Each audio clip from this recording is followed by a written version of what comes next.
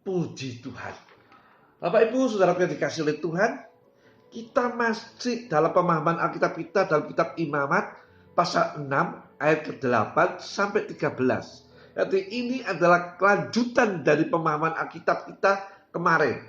Ya, kita kemarin belajar dalam pasal 6 ayat ke-8 sampai 13, yaitu syarat-syarat korban bakaran. Saya tidak akan membacakan ayat-ayat ini sebab kemarin sudah kita membacanya.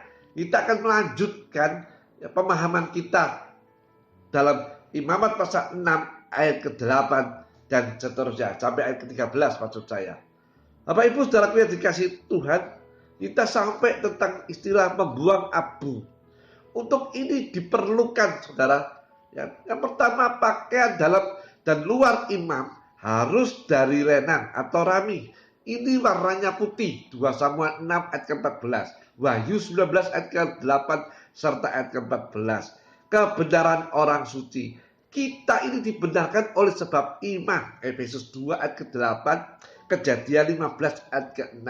Dengan iman sanggup mengeluarkan abu. Sebab iman itu yakin akan janji-janji Allah yang belum kelihatan untuk lebih besar daripada perkara-perkara daging. Ibrani 11 ayat ke-24 sampai 26. Saudara-saudariku, sebab itu Musa rela menderita dengan umat Allah lebih daripada kesukaan yang berdosa di istana Firaun.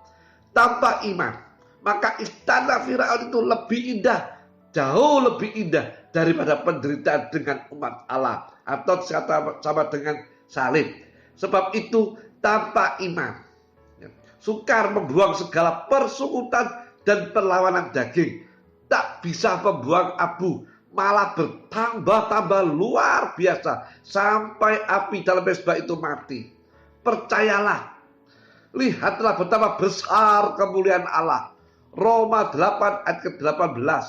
Yang kedua, memakai alat-alat tembaga atau sekop atau periuk abu.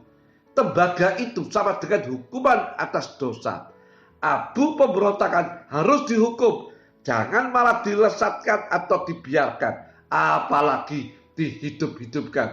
Jangan beri kesempatan. Langsung hukumkan. Cabut, buang, matikan. Roma 8 ayat ke-13. Kolose 3 ayat ke-5. Segera timbul abu dalam pikiran kita. Pemberontakan, tindak, cabut dan matikan. Yang ketiga, ganti baju biasa, keluar di antara orang banyak.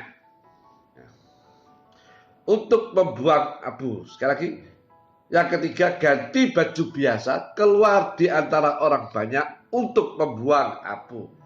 Baju biasa itu sama dengan kehidupan sehari-hari.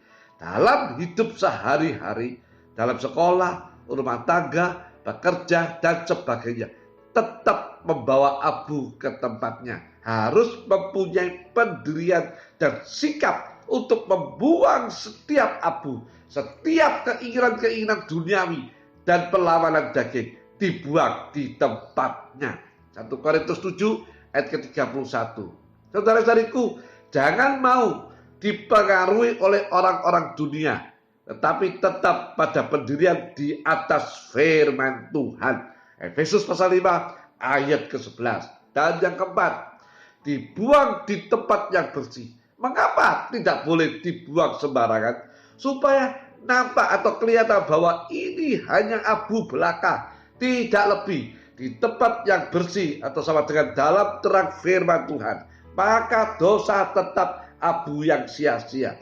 Kalau dibuang di tempat gelap dan kotor, tak nampak bahwa abu itu sia-sia, bahkan mungkin menjadi biasa. Kalau keinginan daging dianggap biasa, maka ini dapat membangunkan daging, dapat mendorong kita untuk kembali mengambil abu itu. Dalam pikiran kita mungkin jangan dibuang, toh itu lumrah, biasa pada semua orang. Ingat, abu menurut firman Tuhan dapat menjadi emas menurut dunia. Filipi 3 ayat ke-7. Sebab itu buanglah dalam terang firman Tuhan. Kalau dalam pikiran kita abu itu biasa, apalagi berubah menjadi emas, maka mudah sekali mengambil atau menjilat kembali. 2 Petrus pasal 2 ayat ke-22. Saudara-saudariku, jangan buang di tempat yang kotor. Nanti nampak baik atau emas, kemudian kita akan ambil kembali. Ya. Kembali kita akan masuk dalam perkataan tentang tambah kayu setiap pagi. Ya. Di dalam pembacaan kita dalam Imamat pasal 6 ayat 8-13 ada perkataan tambah kayu itu setiap pagi. Kayu itu ya kan, tabiat manusiawi. Ya kan. Kalau ingin api itu tetap menyala, tetap berapi-api, tetap bersemangat dan bersuka dalam salib Kristus, maka tambahlah tiap hari kayu atas mezbah. Artinya tiap pagi bangun tidur sebelum memulai hari itu, karena berdoa dengan penyerahan, lagi sekali menyerahkan diri, bersedia untuk pikul salib, bersedia menderita, dibakar di atas mezbah Tuhan. Mazmur 61 ayat 9. Jangan hidup berdasarkan penyerahan kemarin atau penyerahan tahun yang lalu, tetapi berdasarkan penyerahan hari ini. Lagi kerelaan menderita hari ini, penyerahan yang baru setiap hari. Dosa akan menghalang-halangi penyerahan kita. Mungkin ada kebencian atau keinginan dosa atau perkara-perkara jahat dalam hati, maka akan timbul peperangan dalam hati. Dan kalau kita mulai satu hari tanpa kemenangan dalam hati kita untuk naik ke atas mezbah, maka mezbah kita akan mati kehabisan kayu dan kematian akan mencengkeram jiwa kita. Saudara-saudariku, dosa masuk dan iblis menang. Demikianlah api yang kekal itu terpelihara dengan cara setiap hari, dengan menyediakan kayu kemanusiaan kita untuk dibakar.